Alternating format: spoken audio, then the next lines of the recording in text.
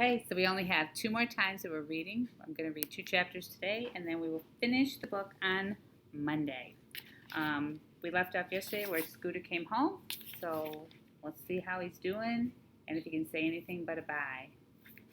April 18th. It's pen relays week. They go from Tuesday to Saturday. Middle school runs on Friday. The coach ended practice early today. He took us to a classroom and showed us movies of pen relays of the past. The coach says the pen relays are the oldest, biggest, and best track meet in the world.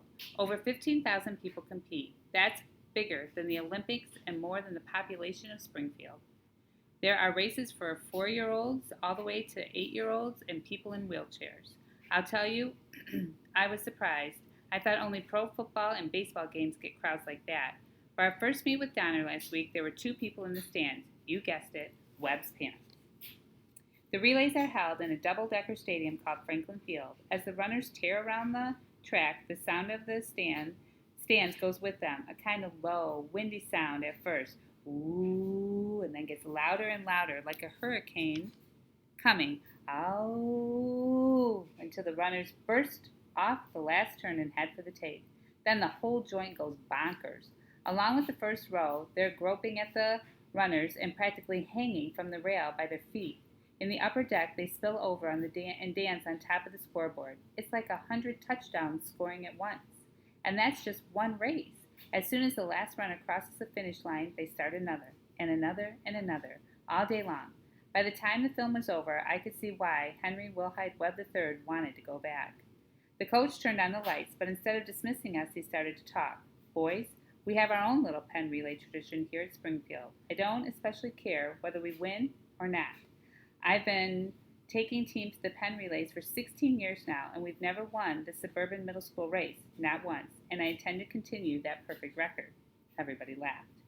To me, running the relays is a reward. It's my way of saying thank you to those who have stayed with the program and put up with me for 3 years. More laughing. In other words, the 8th grade sprinters automatically make the team. Now we need 4 sprinters for the 4x100 meter relay team. We've got 3 8th graders, Hubbard, Knowles, and Caruso. That means there's 1 spot open. On Wednesday, 6th and 7th graders will race off to see who gets the spot. He let it sink in. I could feel the eyes. I knew what everyone was thinking. I knew what I was thinking. That spot is mine. He clapped his hands. Okay, go home. I stayed in my seat. Half of me wanted to look at Webb. The other half was afraid. When I finally did look, he was gone. Scooter lives downstairs now. The den is up in his old bedroom. His sea chest was waiting for him. My father got it out of storage. He uses a walker. It's a 4-legged thing that he pushes ahead, steps into, pushes ahead, steps into, like that. It takes about 5 minutes to cross the living room, but nobody's complaining. He gets tired a lot. Abby and I are still allowed to climb on bed with him, but we have to do it early, and we can't stay too long. We did it for the first time last night.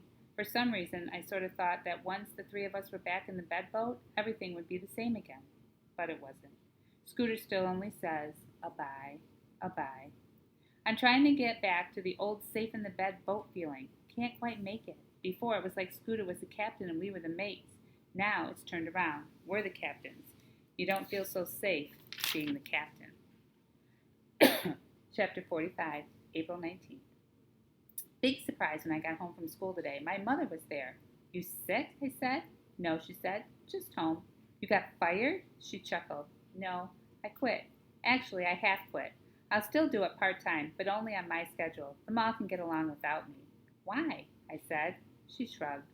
Well, with Scooter home now? She squeezed my shoulder, stared into my eyes. Now really, would you rather have my money or my time? Your money. I knew I shouldn't have asked that. What about Mrs. Linfont? She did get fired. Good. So, I'll be making dinner tonight. Not good. She laughed. The dinner wasn't bad, for my mom anyways. She's got possibilities. There were 4 of us, me, Abby, Mom, and Scooter. Maybe you can do your painting again now, said Abby. I don't like that one you did for me when I was a baby. I want you to paint me like I am now. She posed. Gorgeous. My mother made a frame of her fingers and peered through. We'll see. Is Daddy quitting his job too? Her face showed what she wanted the answer to be. No, said my mom, not unless you want to live in a hut.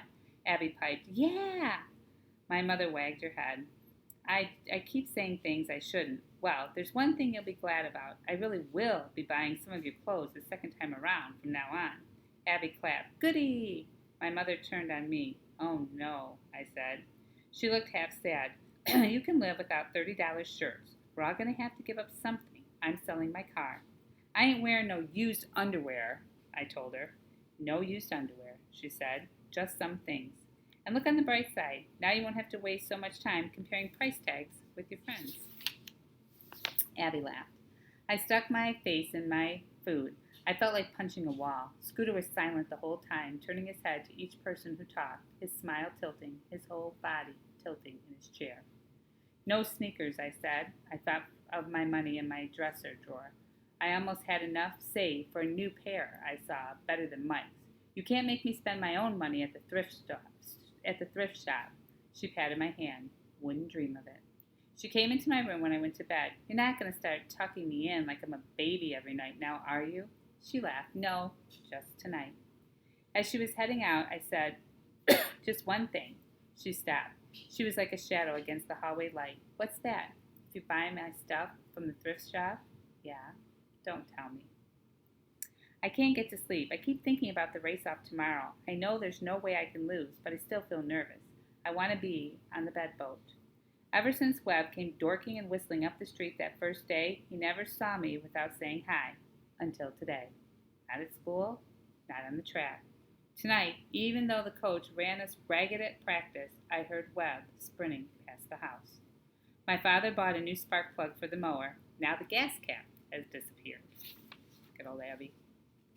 All right, we are going to stop right there, and tomorrow we will find out what happens at the race-off and what happens at the pen relays. So, all right, have a good day. Talk to you tomorrow.